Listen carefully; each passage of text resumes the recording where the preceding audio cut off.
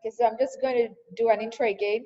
Um, Good evening, everyone, and welcome to the 10th episode of our webinar series, Hood of Chat. I'm really excited to have you here. My name is Confidence Stavely, and I will be your host for today.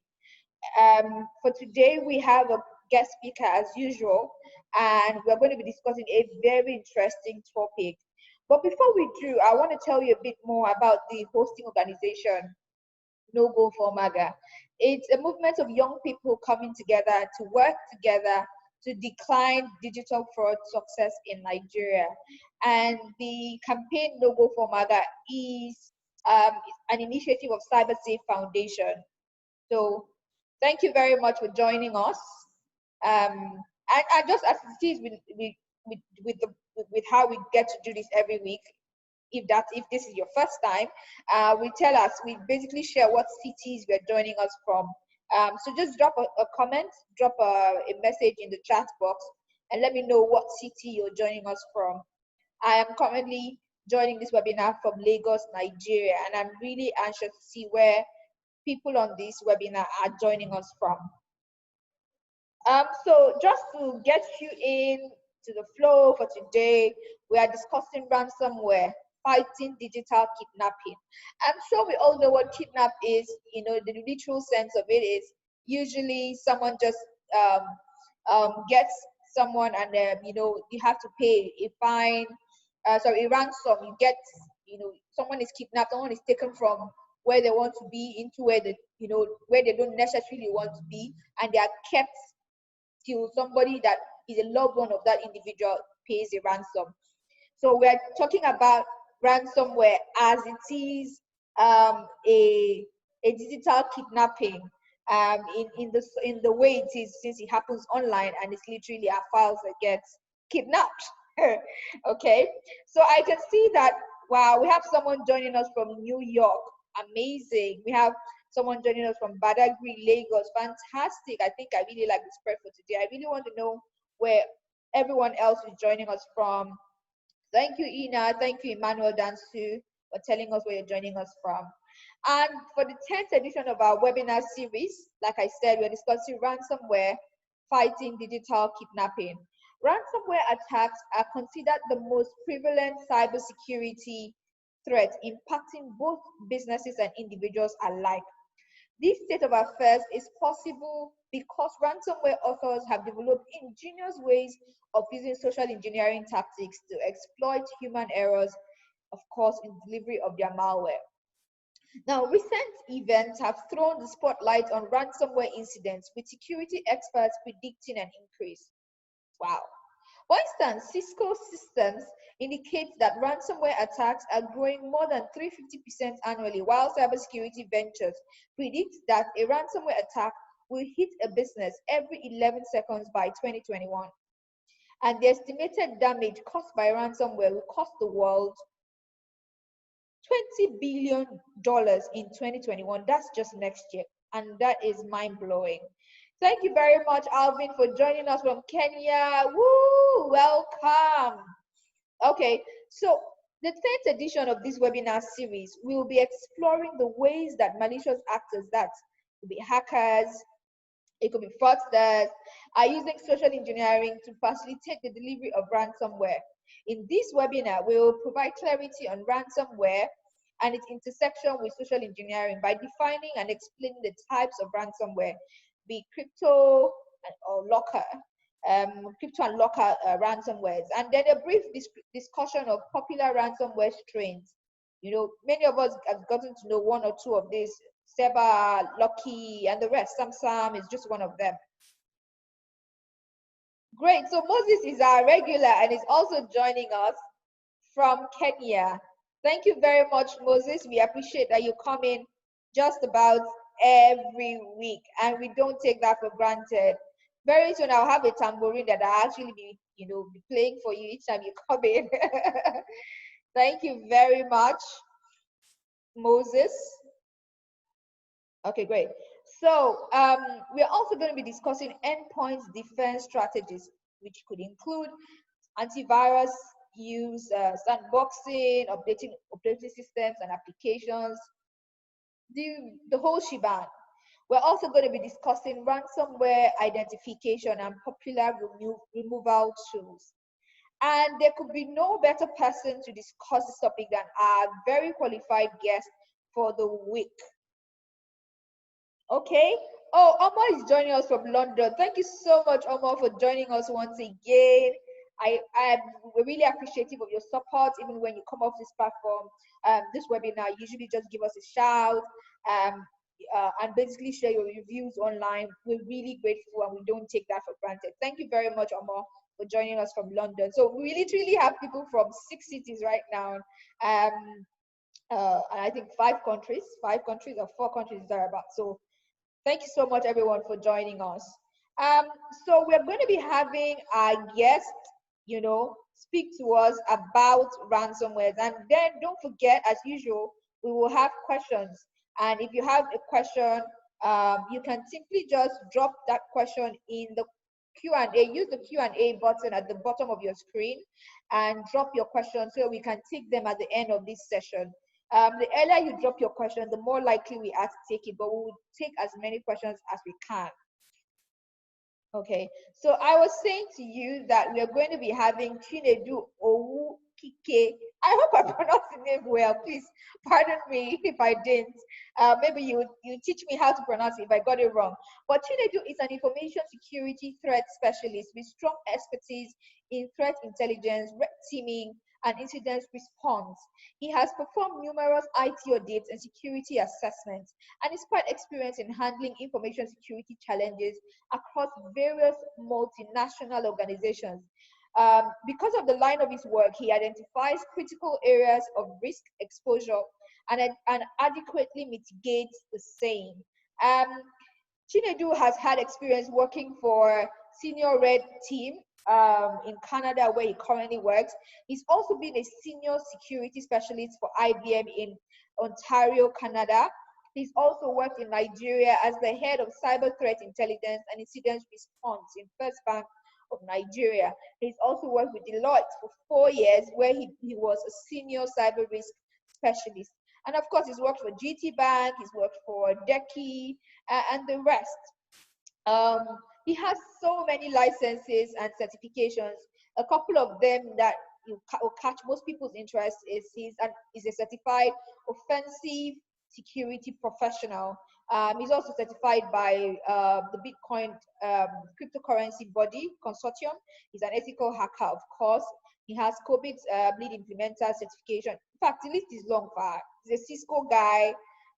Man, this guy is hot.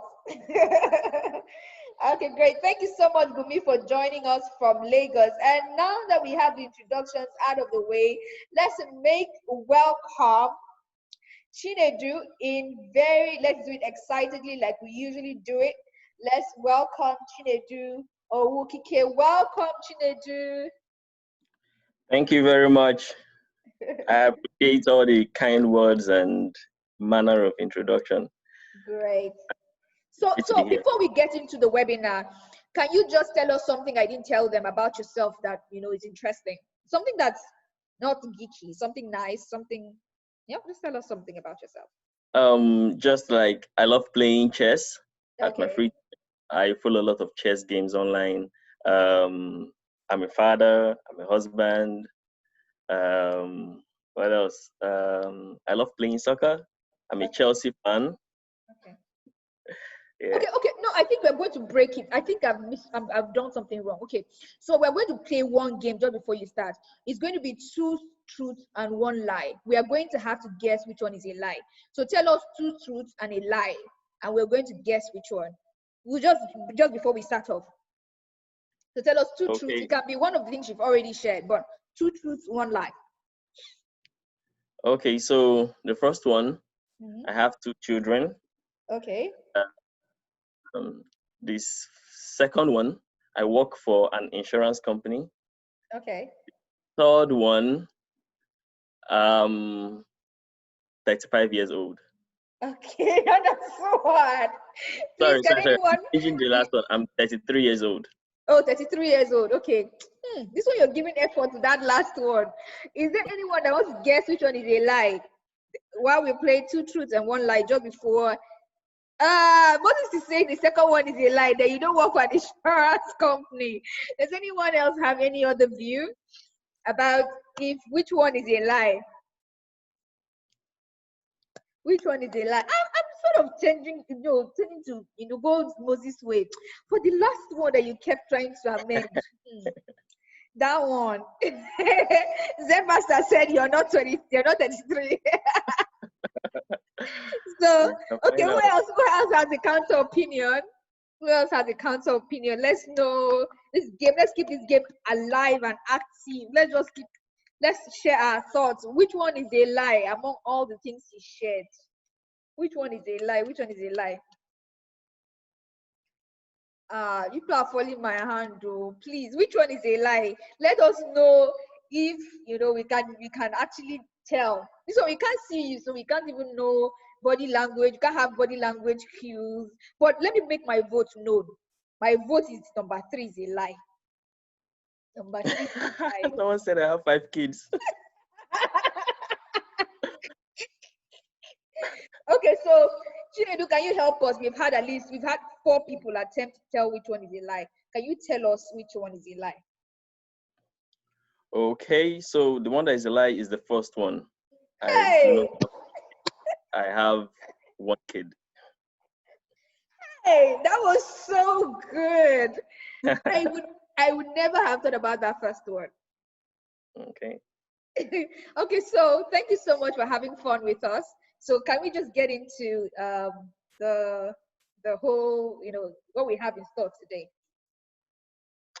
Okay. So I can take it from here, right? Sure. Okay, so let me just share my screen, and thank you once again for having me. I hope you can all see my screen. Let me just back to my. Yes, we can see your screen.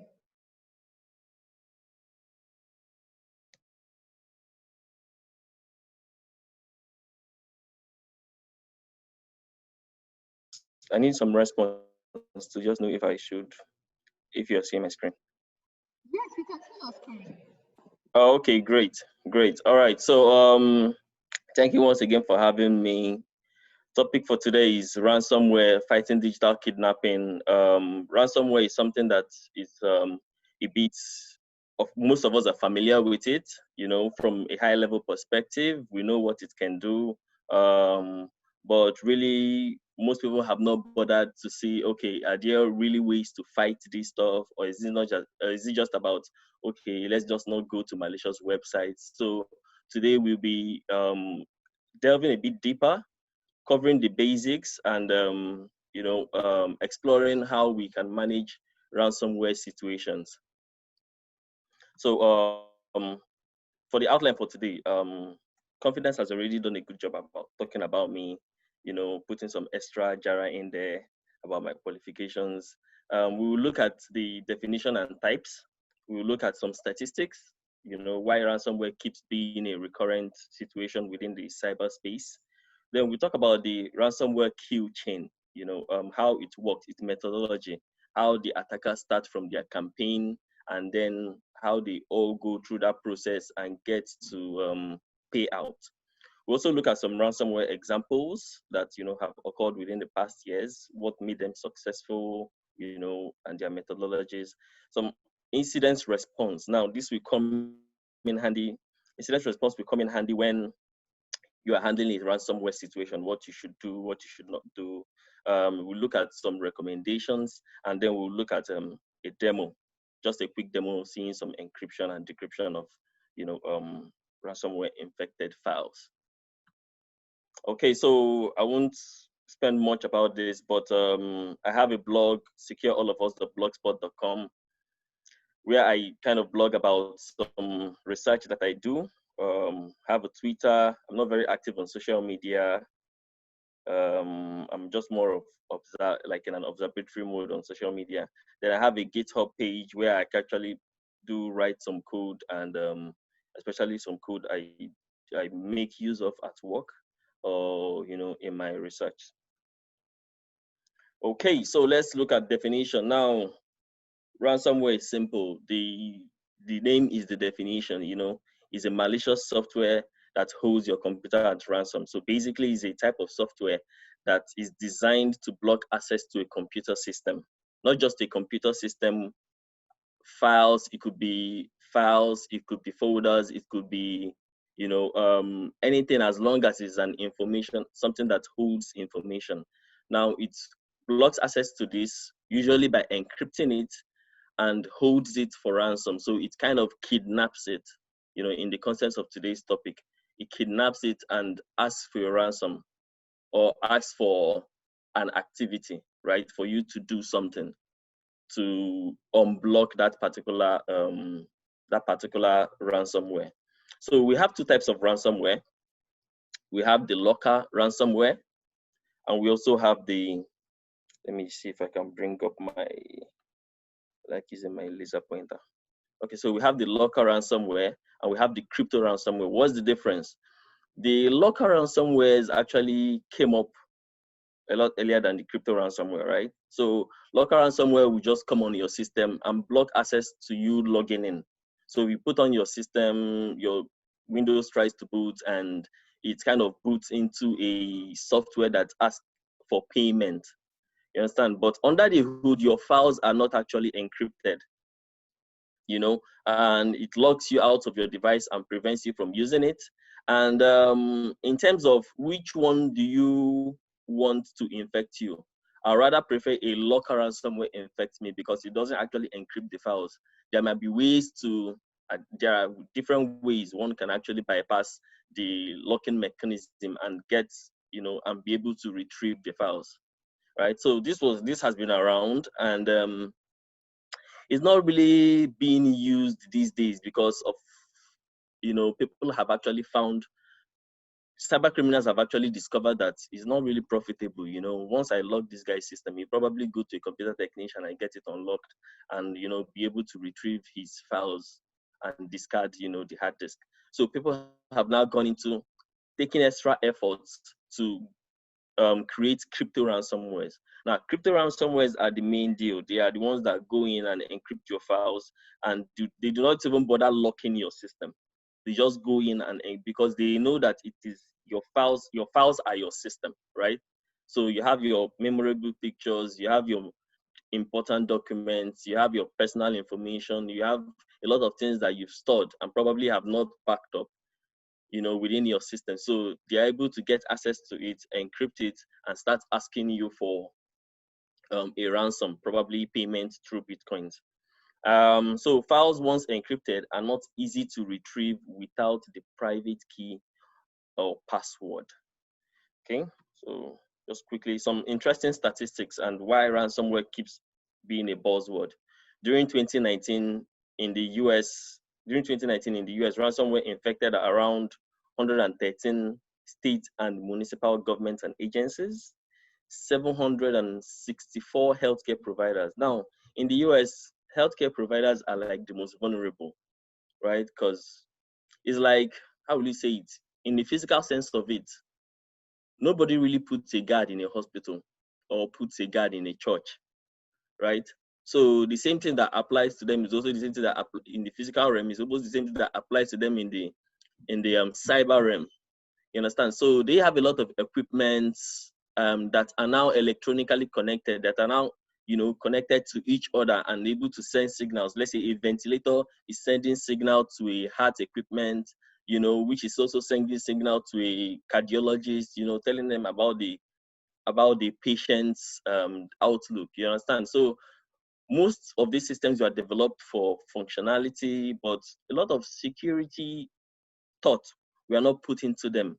Security came as a result of an afterthought, into protecting those systems. That's why you can see a high number of healthcare providers are involved. And, once their system is ransomed, they almost have no option than to pay for it because lives are now at stake.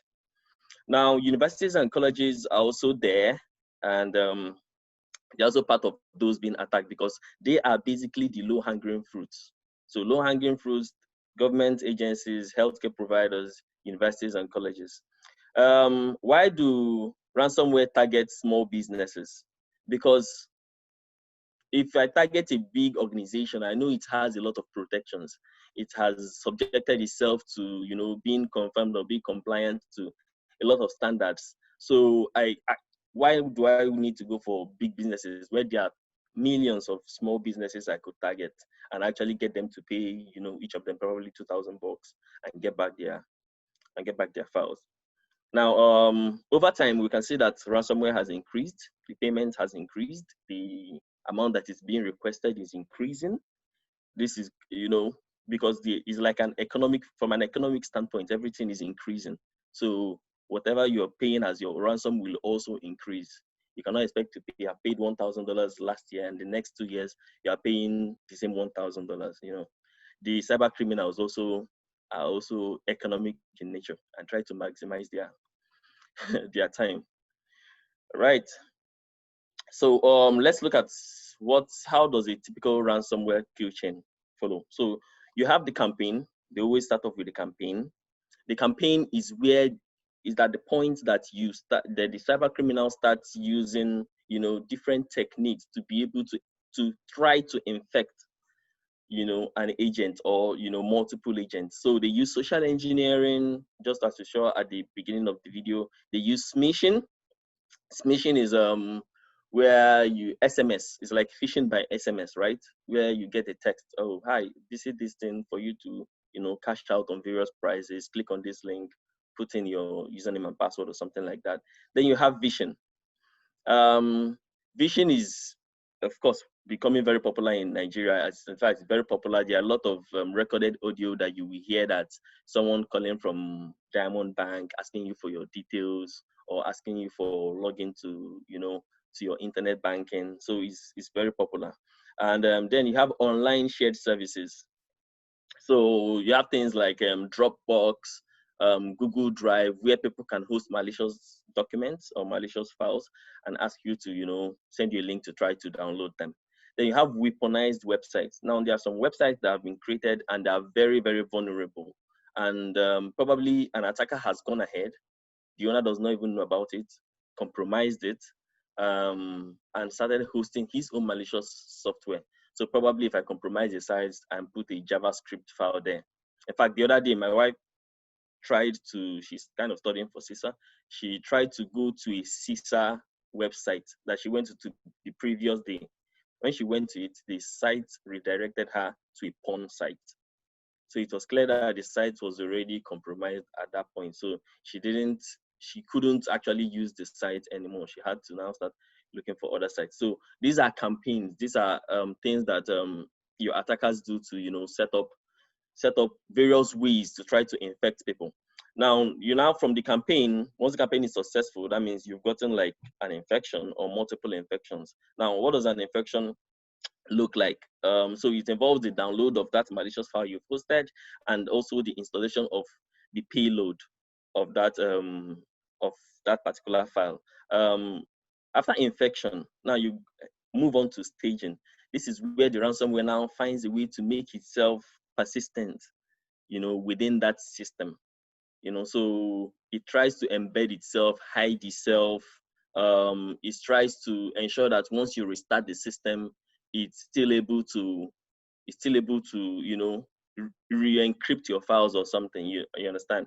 So after staging, you have your scanning. This is where the ransomware goes ahead to scan and look for interesting files, maybe by file extensions or by name of files, and depending on how the attacker coded the malware or the ransomware. Then once it finds files that fit its specification, it starts encrypting. Right, so it generates a random password and starts encrypting each of them, and it's doing this behind the scene, so you might not even know what is happening. When you now start realizing this is when you try to open a file and your Windows will be asking you, which program should I use to open this file, because I don't even know what this file is. So because most of them actually rename the extension. And then after encryption, they usually display a pay note. So I'm at the payday. So after encryption, the next thing they do is they either drop a HTML file or redirect you to a particular site that says, "Hi, your system has been, encrypted. Please pay certain amount of money." And they try to make this amount of money reasonable, right? They try to make it reasonable so that you can, if you think about it, it's something that you can, if you really have important information, it's something you want to pay. So if someone tells you, "Okay, I've encrypted your files, pay 50K, 50,000 naira," and you look at your files, you know that for you to regain these files, it will take you almost another year of work. And, sometimes the business decision, we'll cover that in, as we go ahead, the business decision in most cases kind of say, "Okay, let's pay for it. Even if it's fake, what do we have to lose? We've already lost it." All right. Okay, so we look at ransomware samples. Everybody had about WannaCry. That one made a lot of people cry, right? It made a lot of organizations cry because the unique thing about it was that it was wormable. It could, when you say something is wormable, it means it could actually move by itself. It could copy itself it will identify remote systems. As long as it has the credentials to move on to that remote system, it could actually copy itself to that remote system and execute itself. So once it's finished encrypting my system, it moves to someone else's system, encrypt that person's system, moves to another person's system. So that is how it kept going around the world from organization to organization. It was quite clear how systems were connected within the world, right? And a lot of organizations suffered damages because of it. Thank God there was a particular guy that stopped it. If you follow cyber news, there was a particular guy that registered a particular domain that WannaCry was using, and it kind of killed, what is it called? It kind of killed the methodology of the ransomware could not work properly because it always called back to that site, to take instructions. So when that site was kind of deactivated, it could no longer keep encrypting. All right, but there are more details of that, but that's when you start going into malware analysis. So we look at the Ryuk. Ryuk was actually targeted for enterprise environments. So basically, if you're an individual and you got it, you're just collateral damage. And it's actually one of the most sophisticated types of ransomware. It was able to shut down 40 different processes and 180 services. We are talking about anti-malware services, right? So even if you have malware within your system, it was able to come into your system and shut it down. Now the Jigsaw one was also good. I think it was written in Java. I think it was written in Java or C#. I'm not sure which one, but what it did was that it started deleting files after some time. So it will first give you like, I think 72 hours, which is like 3 days. And if you don't pay, it will maybe delete a bunch of files. After another 24 hours, it will delete a bunch of files. But there are ways for people found a way to make it stop deleting files. So once that 72 hours is getting, you kind of reset your system, right? You kind of move your time back. If you move your time back, its own counter also resets. So these are ways that people found around it, at least to give them time to find decryption keys for their files. The lucky one, similar stuff. I think this one was spreading by tricking its victims to install it via phishing emails, via fake emails with infected attachments. And most malwares actually use a particular type of extension. So Lucky was using the .lucky extension. Bad Rabbits, I remember was it 2016? I encountered Bad Rabbit while investigating a case at one of Nigeria's banks, and Bad Rabbit was there. This particular malware actually came with its own set of usernames and password. As in, it will find the next system and start trying to brute force it. It will try admin password 1, admin password 123. You understand? So for systems that were weakly configured, it was able to move into them and actually compromise them. So let's look at incident response during an attack. Now there are 3 steps, high-level steps during a ransomware attack. There is the containment stage, the eradication stage, and then the recovery stage. And the containment stage usually the first when you find out that, oh, this system is actually being attacked, right? Or this system has been attacked. First one is to isolate the system. right?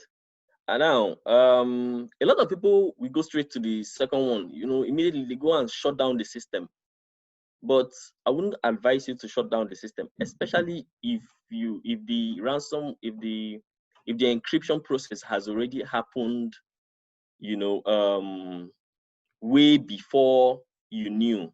Right? So let's say you wake up in the morning and your computer starts acting up and you find out that, okay, all your files are now encrypted. It's not really good to shut down the system at that time, because as you're shutting down your system, everything in memory is disappearing. And really the main thing for you to fight this malware is really in that your volatile memory, that is your RAM memory. So it could still be possible through memory analysis to get back the private keys or study how the ransomware works. So the first thing you should do is to first disconnect the system, right? So immediately you shutting down is good when you immediately, maybe you click a link and suspected that you actually shouldn't have done this, and within the next second you can shut down your system, right? Because it will take time to maybe start encrypting files, because some files are very large in your system and you might want to start with those ones. So before it does that, it's better you shut down your system, mount your hard disk on another, probably on a Linux system, and then extract the files before putting your system back on. You understand? Because once you put it back on, it could continue encrypting your system. Um, Now, for enterprises have what they call EDR solutions. So EDR solutions, they usually come with the capability to quarantine a system. So quarantining a system is like stopping all processes running on that system, whether encryption or non-encryption. Is able to stop it, is able to protect that system, is able to protect that files and keep it in the state that it is at that particular time. So a lot of organizations use it, and you're able to get some success from it. Then also immediately you start disabling your accounts, resetting your passwords. Then eradication, this is the part where you try to remove the malware. Now, of course, the easiest way is to just scrap that system and get a new system, or you just reimage that system. It's like factory reset the system. Then also, if you really have important information, of course you don't want to start rebuilding the whole system. You want to see, is there any way you can manually remove it? Is there any way you can do some analysis and identify its activities? Now, these are some helpful sites that I've put in here. Maybe you can, what happens is usually people take a sample of an infected file from the system and upload it to any of these sites. This site is able to tell you the ransomware, and is also able to tell you if there's a decryption key for it. Because for some ransomwares, some researchers have actually developed a what's it called, a decryption key for them. So all hope is not lost when you are infected with ransomware. Just pray that it's the one that is known. Then you now go to recovery. Recovery is when you now have to start restoring your backup. Then if there's no backup, is it that you rebuild from scratch? You go around shopping for a decryption program, like going to that site, nomoreransom.org, or you pay the ransom. Now, paying the ransom, there was a time, I think even US government were advising businesses to pay the ransom, right? Because the bad guys have actually discovered that, okay, make the price reasonable, and people will pay the ransom. So people kind of pay the ransom because it's a good business decision, instead of you spending, if it's going to cost you $1 million to restore your systems back to normal and over in a course of 1 month, why not pay the ransom of $500 and see what happens, right? So these are decisions that organizations take at that level. So it depends on how the data is important to you. If it's very important, but you have to just know that this is money that you are prepared to lose. And before you pay the ransom, people always go around looking for, okay, does paying the ransom, because definitely you shouldn't be the only one infected. Does paying the ransom help my situation? Does it not help? You understand? If you can do with your backup, of course, if you have a backup, then there is no need for even talking about ransom payment. All right. So what are the general recommendations? If you have a system, you should be using an antivirus. You should be using an anti-malware. and all of them, most of these security products now come bundled, right? So you have, oh, we can do anti-malware, antivirus, anti-theft, anti-everything, all in one package. You know, don't go and shop for free antiviruses. I truthfully try and avoid free antiviruses. If it means you paying maybe 7,000 to buy a nice good antivirus per year, and is good, so that you save yourself the time. If any new malware comes out, they will update, and you are safe. Even if you click on a wrong link, it could try to you know save you from the hassle of dealing with ransomware. Security awareness and education.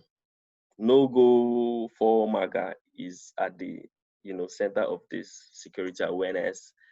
A lot of thousands of Nigerians have become more aware of their cyber environments.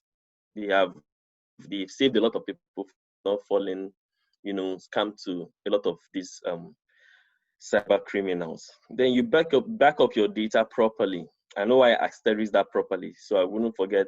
There was a case, we were asked to do like a ransomware sample, like ransomware exercise.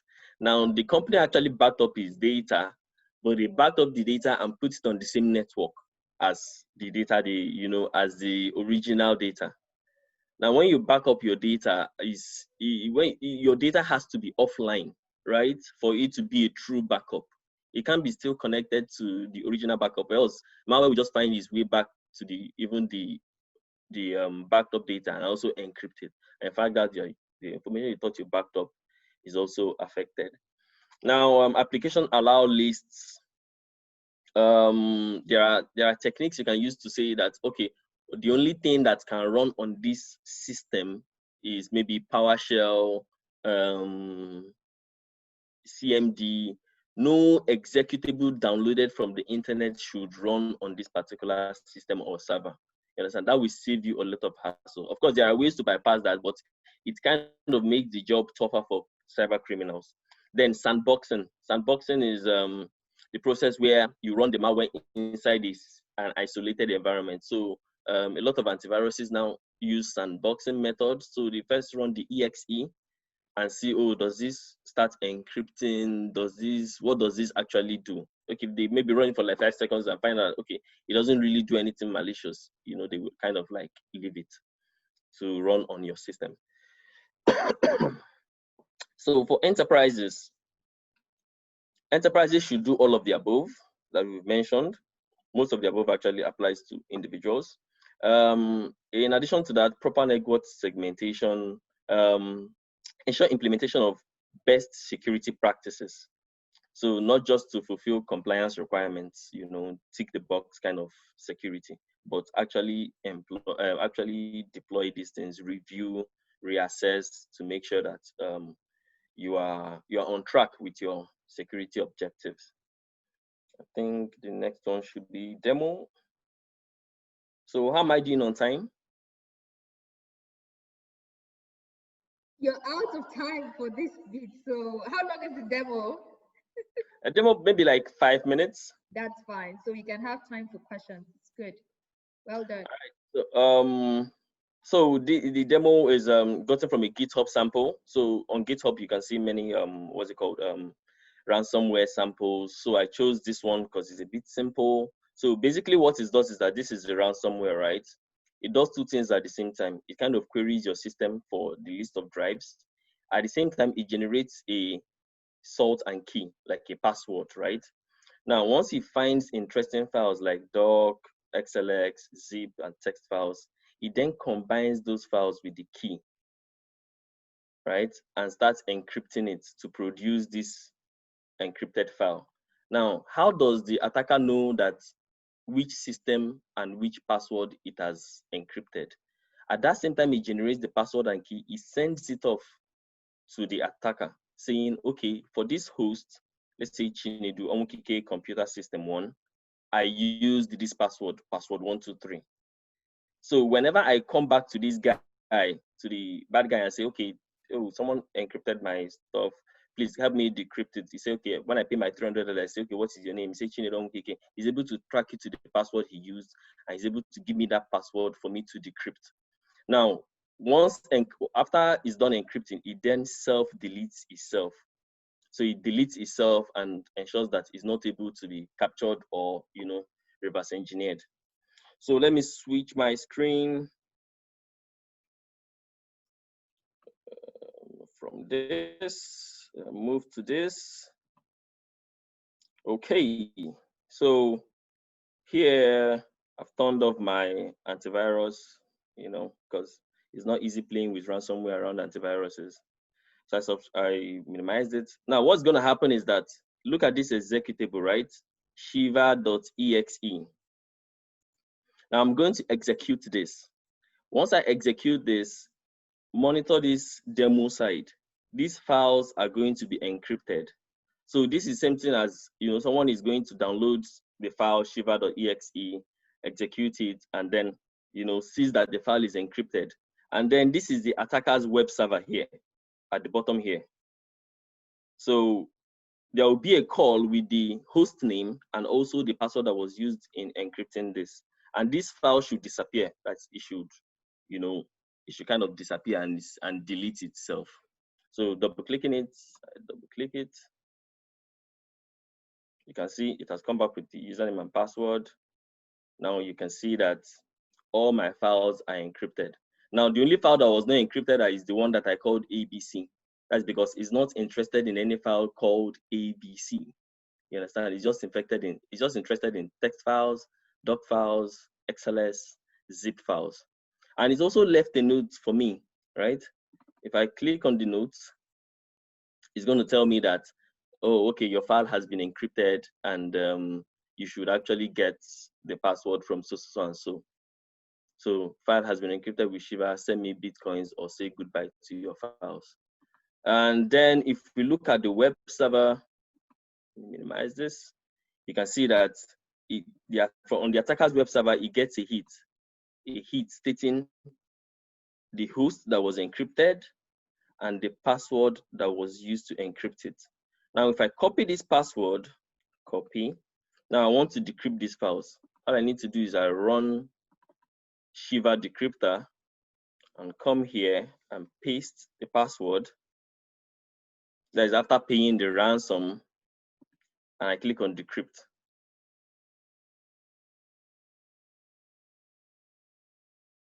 Right?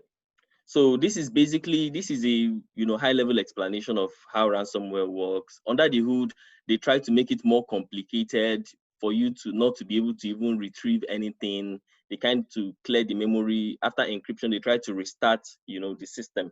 But basically, this is how it works. And thank you for your time. We're the ones supposed to be saying thank you for your time. Thank you so much, Chinedu, for really taking us through that very eye-opening and really simple explanation of what ransomwares are and many other areas you've touched on around ransomware. Thank you so much.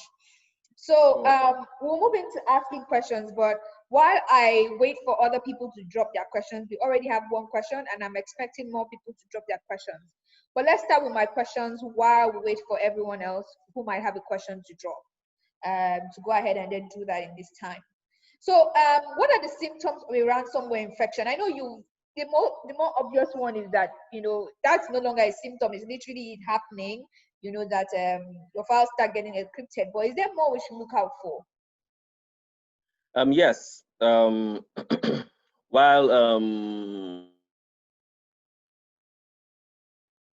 highlight is probably when you are done, right? So because it's going through your system, at that point, your system becomes really slow. In the demo, I just used 5 files, right? And you can see from my clicking to the encryption, you can see how long it took. So if I do it around my system, I'll probably wait for an hour or more hours, but my system should be slow at that particular point, so that's the time to now reflect that, oh, have you done anything bad? Apart from the obvious point that, okay, you start seeing your files getting with strange extension names and stuff like that. Yeah. Okay, great. So that brings me to my next question. Why is it sometimes, I don't know if you've seen this in your research or in your time working across continents, but why is it that sometimes it's difficult for some antiviruses to detect ransomware? All right. So that's because most antiviruses are actually based on signatures. So when you say something is based on signatures, so it's based on file hashes. So it's, for example, I want to deploy, let's say I want to deploy WannaCry today, right? Some antiviruses have gotten that old WannaCry, made a hash of it, and just put it as a signature and said that, okay, any file that matches this stuff should not run. But if I change just a particular, maybe change a word from if to and is able to run. So some antiviruses actually work like that and are actually easily bypassed. So, and a lot of obfuscators, things that can actually change the code automatically for you, you know, to be to, you know, bypass all those controls. Yeah. Okay, so that is a very good answer, but I have more questions even around just that subject. So while we look out for, you've advised around us buying an antivirus, having an antivirus and paying for an antivirus. But what features should we look out for in an antivirus product you're considering, to protect against ransomware? What features do you want people to look out for when they're choosing, okay, mini, mo, which one should I go for? Is it antivirus A or antivirus B? So what features do you think we should all be on the lookout for? Yeah, so for antiviruses, I think a lot will depend on the reviews, right? So read about the use of this particular antivirus. Forget about what the antivirus owner is saying. Even if I make rubbish, I will say that is the best antivirus in the market. But there are some reputable antivirus, providers there that have lasted the test of time. They come out with researches and stuff, and you can tell that you can actually test run them. You can actually download trial versions of this antivirus and run them on your system to see does it identify real malicious stuffs. So I think, yeah, that's basically it. Okay, so this is my last question. We have quite a number of interesting questions waiting for you. So if you are a user that has been infected, right, with a ransomware, and you don't have a backup, let's assume that user is someone you know. Will you advise the person to pay? Our first question I will ask the person is that, can you do without those files on the system? Yes. Because it's about the files on the system. So can you do without them? If the person says, no, I cannot do without them, is my thesis, is for my PhD, as the second question I was, how much is the ransom? A person says, okay, it's just $20 or it's, $200 or it's $2,000. So I'll first, from my technical experience, I'll try to do some reverse engineering and see if I can get the files back. Now, if it's now saying certain that I can't get the files back and everything, I think I would not tell the person, okay, why not give it a shot and try to pay. If you know that this will actually ruin your life or ruin something, the damage it will do, I can advise someone to pay at that time. Okay. So I just want to add here, You would have done your research. It's a fantastic answer you've given. I just wanted to add here that we should always remember that this is the more reason why we are really preaching protection, because there's no guarantee that your files will not be exposed. There's no guarantee that your data will not be leaked. As much as you pay that ransom and you get your files back, we're beginning to see quite a number of ransomware groups actually threatening, and saying if you delay to pay, your files will be, in the public, or we're going to leak your files and stuff. And I'm saying this in the context of even a business, not just an individual. But even individuals have things to lose if the files that are confidential to you get exposed and put out on the dark web or on any of these dodgy websites. So that's why prevention is very, very key. It's at the time when you can't help it that we begin to have this kind of conversations. But I really wish personally that we don't have those kind of conversations, because we would have seen that people would take the necessary actions to protect themselves. Exactly. Yeah. Okay, now we come to the questions from the attendees. This anonymous attendee that is just doing Basbo's very, very strong questions here. Are you ready, Chinedu? Yes. Okay, so he says here that, or he or she says, have you come across any situation where cyber insurance helped a company attacked by ransomware? Not personally, but from the experience I've seen what's it called? From some news I've read about, I think the big company that was actually infected by ransomware, it was an energy corporation. They had cyber insurance. Cyber insurance was able to cover a portion, of their costs. It wasn't a cost to pay the ransom person, but costs to be able to restore their The system. files back. Yeah, so cyber insurance in that particular instance actually was a good deal for them, especially if you are prone to this kind of thing. So a lot of companies here in Canada and US have done it or are seriously thinking about doing it. Okay, awesome. I want to read a feedback from it's not a question, but I skipped it, so I'm just going to read it out. I asked, my last question was around what people should look out for with picking antiviruses, and the person is the attendees will I say contribution is quite good. It says the antivirus should expressly state its ransomware detection and remediation capabilities. Reviews on sites like TechRadar, CNET, etc. also help. Exactly. Okay, great. So I'm going to move on to the next question from this anonymous attendee still. He or she is asking, there's a myth that Macs are less susceptible to ransomware attacks. What do you think? I didn't get the first part. You said there's a myth, like a wrong belief, or right? Okay. Sorry, there's a belief in the air. There's a belief around. Right? That's a myth that the myth here is spelled MYTH. MYTH, yeah. Yes, there's a myth that Macs are less susceptible to ransomware attacks. What do you think? It's the same way around, basically, Apple products. People have that myth around Apple products. So from the Mac computers to the iPhones, people just generally feel, you know what? I'm using an Apple product, so ransomware attacks are not possible, or rather, malware, in fact, are not possible. So what do you think, especially if we narrow this question down to ransomware attacks?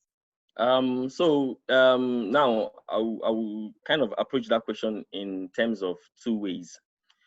Most malware that have been developed have been for Windows environment. So if you have a Mac system, the probability that you will be attacked or that your system is in a targeted group is slim.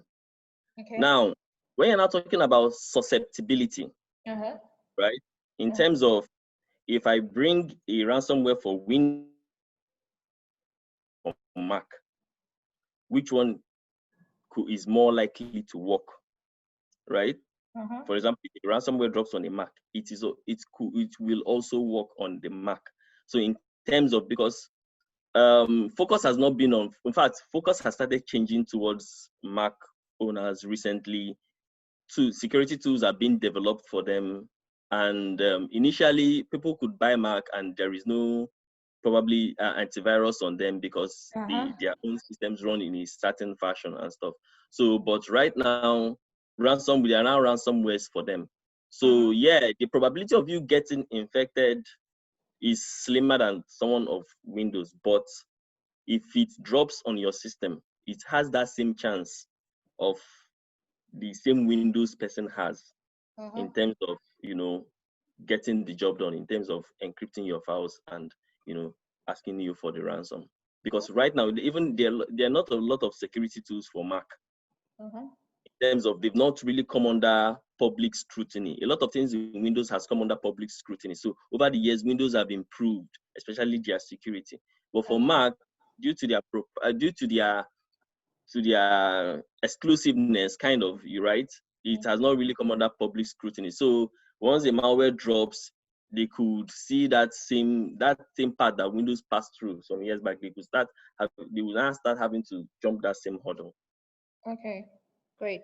Someone is also asking here that what's the best way to avoid falling victim to compromised websites that might contain ransomware executables? And I'm going to share a bit of a personal experience here.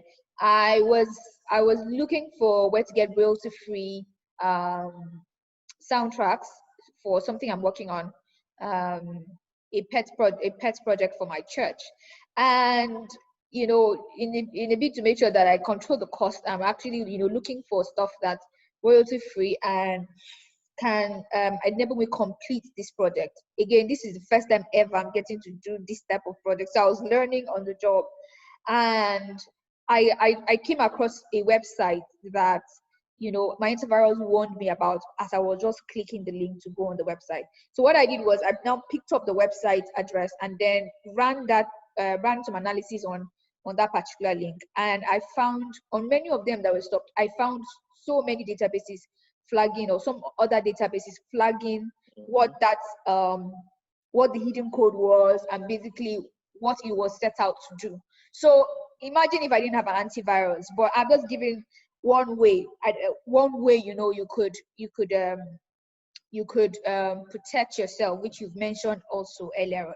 But in your own opinion, how would you advise as the best way or ways to avoid falling victim to compromised websites? Exactly. So first, ensure to use reputable websites. Most people usually fall prey to these things when they try to go for free things, right? Exactly. Especially maybe torrent sites, your free software, and you start downloading and installing stuff. So apart from the antivirus part, make sure that your browser is on strict settings. So don't allow things to run. If there are some plugins you should disable on your browser, like things that run automatically, like maybe Adobe Flash, right? Make sure your antivirus integrates with your browser. Yeah, so those are the things that you also look when buying an antivirus. Then there are sites that I don't want to mention HTTPS. That make sure to go to sites that only have HTTPS, because in today's world that is no longer a it's no control. longer it, exactly. No longer it, because I can spin it up with less than $1. I can have HTTPS running everywhere. So aside that, you could when you go to a site, is also before you go to a site, right? Especially one that is very unfamiliar, try to put it in Google first. As in search, like Google search for it, and you will see Google can actually tell you whether the site is malicious or not. So over the years, Google have started telling you whether a site is safe to go to, or it warns you about the site. The browser that you use is also important, right? Some browsers are considered more safe than others. Make sure your browsers are up to date, and I think that's it. Make sure the executables you run, this is more technical, but are signed by publicly known entities. Okay, really quick here, since we are running out of time, or rather we've run out of time. I'm going to ask two questions together, and then I'm going to take the last question. So the two questions I'm going to ask together is Quick Heal antivirus good? And also, is this Shiva thing a tool? So you were saying something about Shiva. You used Shiva during your demo. So I think that's what the person is asking. The name of the antivirus you mentioned is Quick Heal. Yes, Quick Heal. Yes. Quick Heal. Truthfully, that is the first time I'm hearing about the antivirus. Okay. So it's not one that I will tell you that that will guarantee you safety, right? There are well-known names in the market. You could consult things like the Gartner quadrant for endpoint protection protection. They will give you the leaders. They will give you those that are coming up. They will give you those that are catching up. So you can now, from there, you can now see their reputation. But if you start going for names that you are not familiar with, is sketchy, right? Yeah. Then the second question you asked was around the Shiva, right? Yes. Yeah. So the Shiva ransomware example I showed you is one of the several ransomware examples on GitHub. So you could go there, download the whole code is there, as in like it's open source, right? Okay. Is something you can download and run on. Please don't run on your system. The one I ran on my system, I had to open the source code. I modified it. I made sure that it's only encrypting the files, those files that you saw, right? Is because if you just run it from on your system, it is going to encrypt everything on your system. So please, you have to gather some knowledge before you play with it at home. Okay. So the last question we have here is, what connection does ransomware encryption have with internet connection? So the only thing it does is with internet connection is two things: to get itself on your system, right? And to be able to communicate back to the attacker of a particular, maybe of a successful encryption. Basically, that is it. Okay, awesome. Thank you so much, Chinedu. We already filled up because we're having so much fun. Thank you so much for all the knowledge you shared with us. Can you, okay, so you basically shared earlier on your social media channels. So let's follow his blog. I'm actually very curious. I'm going to go on your blog. Yes, thank you for sharing your Twitter link there. You can also drop it on the chat box so people can just click on it and go there. Thank you so much for sharing your time with us and your knowledge this evening. We're very grateful. And thank you so much, everyone who has joined us today. Remember to visit our website. We're dropping some new gems there next week. We're also going to be turning one. No Go for Maga is going to be turning one on the 1st of July, and we're so excited. We're also going to be making an amazing announcement on that day, so look out for that. So follow us on social media. We're on Instagram, we're on Facebook, we're on Twitter, we're on LinkedIn, just name it. We're on those platforms and we're sharing a lot of information that, although you may know them, might be helpful or useful to other people in your sphere of influence that do not know these things that are helpful. Thank you so much, everyone. Thank you so much, Omar, for that feedback. I'm learning, I'm growing. Thank you so much, everyone. Have a really nice day, or rather, nice night, a nice weekend. Enjoy the rest of your weekend. And we are going to be sharing the recording of this webinar on YouTube. So make sure you're following us on YouTube as well. Thank you so much, everyone, for sharing your evening with us. See you next week. Bye. Bye-bye.